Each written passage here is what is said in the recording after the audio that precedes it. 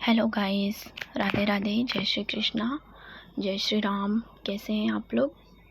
I hope आप लोग बहुत ही अच्छे होंगे। आप लोगों की स्टडी भी बहुत अच्छी चल रही होगी। आज देखिए हम हिंदी में चैप्टर नंबर 3 सवैया देखेंगे, जो पद्य खंड है। आप लोगों को पता है कि हिंदी में हमारे 2 पार्ट होते हैं, एक होता है गद्य खंड और एक होता है पद्य खंड। गद्य खंड का मतलब कहानी और पद्य का मतलब कविताएं। तो आज हम पद्य देखेंगे चैप्टर नंबर 3 सवैया, जिसके कवि हमारे रसखान जी हैं, जिन्होंने अपने बहुत ही सरल शब्दों में यहाँ पे कुछ पद प्रस्तुत किए हैं। उन पदों का अर्थ आज हम यहाँ पे देखेंगे। चलिए सबसे पहले हम प्रस्तावना देखते हैं। रसखान जी का जन्म सन 1548 ईस्वी में और उनकी मृत्यु सन 1628 ईस्वी में हुई है। रसखान का असली नाम सैयद इब्राहिम था। रसखान का असली नाम सैयद इब्राहिम था। यहाँ पे देखिए, वो एक मुसलमान कवि थे। उनका जन्म दिल्ली के एक संपन्न परिवार में हुआ था। गोस्वामी विट्ठलनाथ जी से दीक्षा ग्रहण करके ब्रज में रहकर कृष्ण भक्ति के पद लिखे। इस मुसलमान कवि की अनन्य कृष्ण भक्ति सराहनीय है। इनकी कविता में कृष्ण की रूप माधुरी, ब्रज महिमा और राधा कृष्ण की प्रेम लीलाओं का वर्णन हुआ है। उनकी भक्ति में प्रेम, श्रृंगार और सौंदर्य की त्रिवेणी बहती है।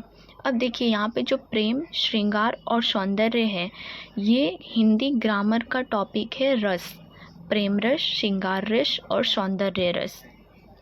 ठीक है। ब्रज भाषा का जैसा सरल, तरल, स्वच्छ, सरस और सजीव प्रयोग रसखान की कविता में मिलता है, वैसा बहुत कम कवियों में प्राप्त होता है। रसखान जैसे भक्त कवियों को लक्ष्य करके ही भारत तेंदु हरिश्चंद्र ने कहा था, इन मुसलमान हरिजन पर कोटिक हिंदू वारिये। इन मुसलमान हरिजनन पर कोटिक हिंदू वारिये। सुजान रसखान, प्रेम वाटिका और रसखान रचनावली उनकी प्रसिद्ध रचनाएं हैं। यहाँ रसखान के 4 सवैये लिए गए हैं। इनके सवैयों में कृष्ण ही नहीं, कृष्ण भूमि के प्रति अनन्य अनुरक्ति एवं समर्पण की भावना सजीव हुई है। यहाँ पे सिर्फ कृष्ण के बारे में ही वर्णन नहीं किया गया है, कृष्ण की भूमि के बारे में भी वर्णन किया गया है। कृष्ण की विविध लीलाओं का मनोहर वर्णन हुआ है। इन सवैयों में कृष्ण का धेनु चराना, बेनु बजाना, प्रेम रंग में रंगना और भंगिमाओं के साथ माधुर्यपूर्ण चित्रण हुआ है। कृष्ण के सामीप्य के लिए कवि लकुटी लेकर ग्वालों संग फिरने की बात करते हैं। लकुटी का मतलब होता है लाठी। शिक्षक छात्रों को बताएं कि एक मुसलमान कवि होते हुए भी रसखान श्री कृष्ण भक्ति में लीन थे। यहाँ पे देखिए, प्रस्तावना हमारा खत्म हुआ। थोड़ा बहुत हम शब्दार्थ देख लेते हैं, शब्दार्थ के क्या अर्थ दिए हुए हैं। मानुष, मानुष मतलब मनुष्य। बसो मतलब रहना, किसी स्थान पे रहना, उसे बोलते हैं बसो, बसना। मंझारण मतलब बीच में, मध्य। पाहन मतलब पत्थर। पुरंदर मतलब इंद्र। कालिंदी कुल, यमुना नदी का किनारा। लकुटी का मतलब लाठी। कामरिया मतलब कंबल। तीहू, तीनों। पुर, पुर का मतलब लोक। बिसरो मतलब भूल जाइए। कोटिक मतलब करोड़ और करिल मतलब एक कंटीला वृक्ष। और कलधोत के धाम, कलधोत के धाम का मतलब होता है सोने के राजमहल। ठीक है। चलिए अब यहाँ पे हम अपना पद देखेंगे। पहला पद में क्या दिया हुआ है। मानुस हो तो वही रसखान, बसो मेली गोकुल गाँव की ग्वारन। जो पशु हो तो कहाँ बस मेरो, चरो नित नंद की धेनु मंझारन। पाहन हो तो वही गिरी को, जो धर्यो कर छत्र पुरंदर कारण। जो खग हो तो बसेरो करो, मिली कालिंदी कुल कदम की डारन। आइए इसका अर्थ देखते हैं। मानुष, मानुष का मतलब होता है मनुष्य। रसखान, रसखान जी ने अपने नाम का वर्णन किया है यहाँ पे। बसो, बसो मतलब रहना। मिली, गोकुल गांव के ग्वारन, ग्वारन का मतलब ग्वाला। रसखान जी कहते हैं कि अगर मेरा जन्म मनुष्य में होगा तो मैं गोकुल गांव के ग्वालों के साथ रहना पसंद करूँगा। गोकुल गांव के ग्वालों के साथ रहना पसंद करूँगा। जो पशु हो तो कहाँ बस मेरो, चरो नित नंद धेनु मंझारण। और रसखान जी कहते हैं कि अगर मेरा जन्म पशु में होता है तो चरो नित नंद की धेनु मंझारण। चरो मतलब चरना, नित मतलब हमेशा, नंद श्री कृष्ण की बात की गई है, और धेनु का मतलब गाय, और मंझारण मतलब बीच में। अगर मेरा जन्म पशु में होता है तो मैं हमेशा श्री कृष्ण के गायों के बीच में चरना पसंद करूँगा। पाहन हो तो वही गिरी को, जो धर्यो कर छत्र पुरंदर कारण। गिरी मतलब पर्वत, पाहन मतलब पत्थर। अगर मेरा जन्म पत्थर में होता है तो मैं उसी पर्वत का पत्थर बनना पसंद करूँगा जो श्री कृष्ण ने अपनी अंगुलियों पर उठाया था। जो खग हो तो बसेरो करो, मिली कालिंदी कुल कदम की डारन।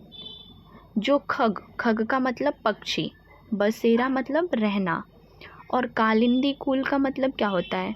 कालिंदी कुल मतलब यमुना नदी के किनारे, कदम की डारन का मतलब डाल।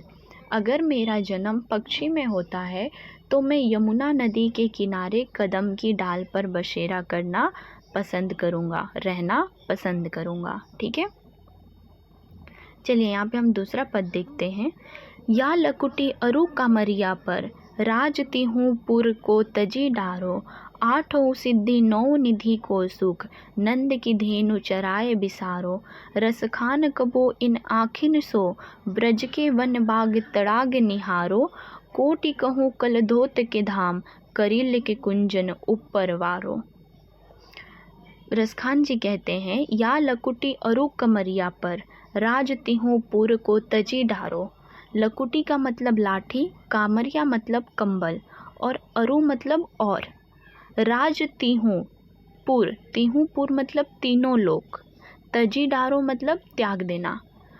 वो कहते हैं कि अगर श्री कृष्ण की कंबल और लाठी भी मुझे प्राप्त हो जाए तो मैं तीनों लोकों के सुख को त्याग दूंगा। अगर श्री कृष्ण की लाठी और कंबल भी मुझे प्राप्त हो जाए तो मैं तीनों लोकों के सुख को त्याग दूंगा। आठों सिद्धि नौ निधि को सुख, नंद की धेनु चराए बिसारो। नंद की धेनु चराए बिसारो मतलब नंद की गायों को चराने में मैं आठों सिद्धि और नौ निधि के सुख को भूल जाऊंगा। ठीक है, आठों सिद्धि और नौ निधि के सुख को मैं नंद की गायों को चराने में भूल जाऊंगा। रसखान कबो इन आँखों सो, ब्रज के बन बाग तड़ाग निहारो।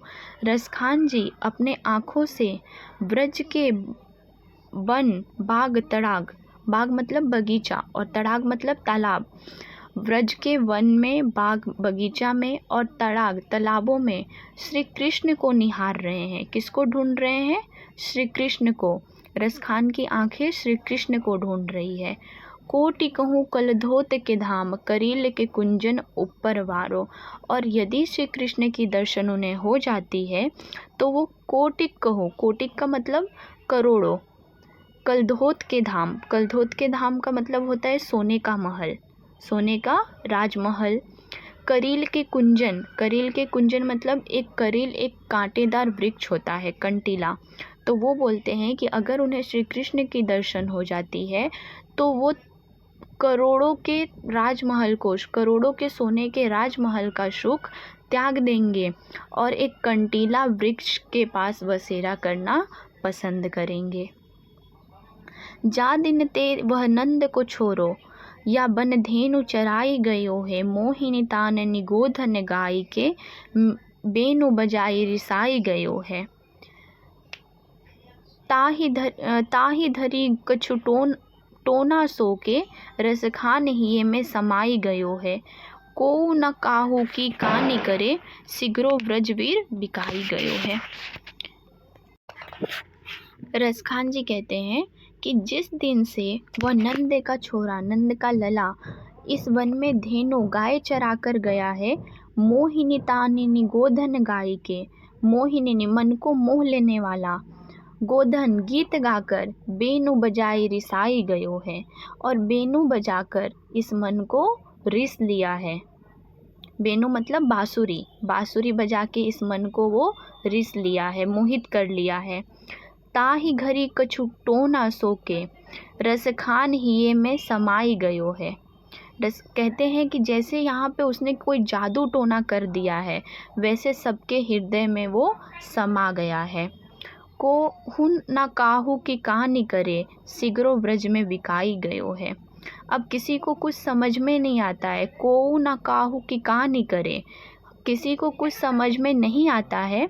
सिगरो ब्रज वीर बिकाई गयो है, पूरा ब्रज जो है, पूरा सारा ब्रज उनके ध्यान में बिक गया है। सबको एक ही आस है, क्या? श्री कृष्ण की दर्शन की। चौथा पद देखिए, मोर पखा सिर ऊपर राखी हो, गुंज की माल गरे पहिरोंगी, ओढ़ी पीताम्बर ले लकुटी बन, गोधन ग्वारिन संग फिरोंगी। भाव तो वही मेरो रस खानी, सो तेरे कहे सब स्वांग भरोंगी। पे मुरली मुरली धर की, अधरान धरी अधरान अधरूंगी। यहाँ पे गोपियाँ वर्णन करती हैं कि वो कृष्ण के लिए क्या क्या करेंगी। मोर पंखा सिर ऊपर राखी हो, वो सिर के ऊपर मोर पंख रखेंगी। गुंज की माल गले पहिरियो, और गुंज की माला को अपने गलों में पहनेंगी। ओढ़ी पीताम्बर ले लकुटी बन, पीला रंग का पीताम्बर, पीला वस्त्र धारण करेंगी, और लकुटी लाठी लेकर गोधन ग्वारिन संग फिरोंगी, और ग्वालिनों के साथ घूमेंगी। भाव तो वही मेरो रस खानी, सो तेरे कहे सब स्वांग भरूंगी। वो मेरे मन को भावता मतलब पसंद आना, भाने का मतलब पसंद आना। मेरे मन को वही रस खानी, वही श्री कृष्ण पसंद आता है, और उसके लिए मैं वो सब कुछ करूँगी जो उसे पसंद है। पे मुरली मुरली धर की, अधरान धरी अधरान अधरूंगी। वो सब कुछ करेंगी, लेकिन श्री कृष्ण के मुरली को अपने होठों से कभी नहीं लगाएंगी। वो क्या कहती हैं? वो सब कुछ करेंगे जो श्री कृष्ण को पसंद है, लेकिन श्री अधरान धरी अधरान अधरूंगी, मतलब होठों से नहीं लगाऊंगी, श्री कृष्ण की मुरली को होठों से नहीं लगाऊंगी। ठीक है, आई थिंक आप लोगों को ये चैप्टर समझ में आ गया होगा। अगर किसी को कोई पद ना समझ में आया हो तो वो कमेंट में पूछे, उसका आंसर ज़रूर मिलेगा।